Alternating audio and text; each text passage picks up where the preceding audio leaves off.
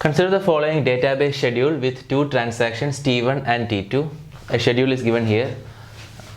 R2 of x, R1 of x, R2 of y, W1 of x, R1 of y, W2 of x, A1, A2, where Riz denotes a read operation by transaction Ti on a variable z, Wiz denotes a write operation by transaction Ti on variable z, and Ai denotes aborts by transaction Ti.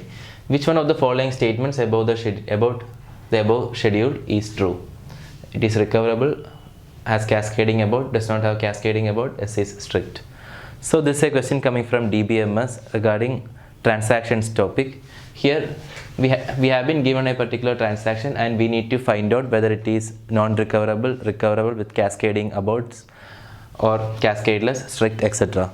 So to learn about these type of transaction, I would say please refer to the video lecture. The definition and explanation has been given there properly. So please refer to that to learn about this. So here I will give a refresh about these type of transactions. A non-recoverable transaction is one in which a dirty read happens. Dirty read means a transaction T1 writes some data and then T2 is reading that data written onto by transaction T1. So T2 is reading dirty data. Dirty data meaning data that is written onto by transaction, some other transaction. So if dirty read happens and the second transaction which is doing the dirty read commits before the first one commits or abort, this type of schedule is non-recoverable. Why that is non-recoverable is here T1 is writing some data, after that T2 is reading that data and then it is doing some modification and the transaction T2 is committing. But let us say after that T1 hasn't committed or aborted yet. Let us say T1 is aborting. So whatever data written onto by T1 will be reversed. But you can see that T2 already read that data, modified it and then committed also. So there is no way we can recover transaction T2. There's no way we can roll back transaction T2 here. So these type of schedules are non-recoverable. A recoverable schedule with cascading rollback is, in case of dirty reads, let us say T2 is reading data written onto by T1, commit only after the first one commits or aborts. So if T2 is reading data written by T1, T2 won't be committing till T1 either commits or abort. If T1 commits, fine, T2 can go on and commit it. But if T1 is aborting, then T2 also we can roll back now since T2 hasn't committed yet. So these are recoverable schedules with a cascading rollback. Now cascadeless schedule is that there are no dirty read happen in this. That is, if transaction T1 writes data, then some other transaction T2 can read data written onto by T1 only after either T1 commits or T1 aborts. So we won't be having to roll back transaction T2 in this case if T1 is aborting.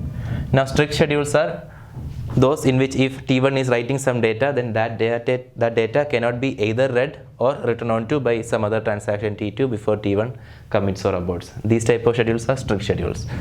Now let us look at the schedule given in our question.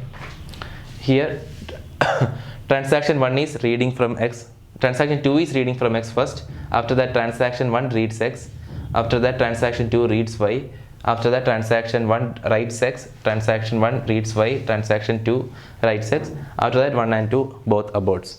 Now if you see, these are the conflicts that I have mapped here. So here transaction 1 is writing x, here transaction 2 is also writing x. Now after transaction 1 writes x, you can see that transaction 2 is also writing on the same data x before transaction 1 is aborting. Meaning that the condition for strict schedules is not satisfied. For a schedule to be strict, if data written onto by T1 cannot be read or written onto by T2 before T1 commits or abort. But here data written onto by T1, that is x, is written onto by 2 as well before T1 commits. So this is not strict. Now if you see data writing happens here and here. Now there is no other transaction which is reading the data written onto by 1 or 2. So we can say that dirty read doesn't happen here.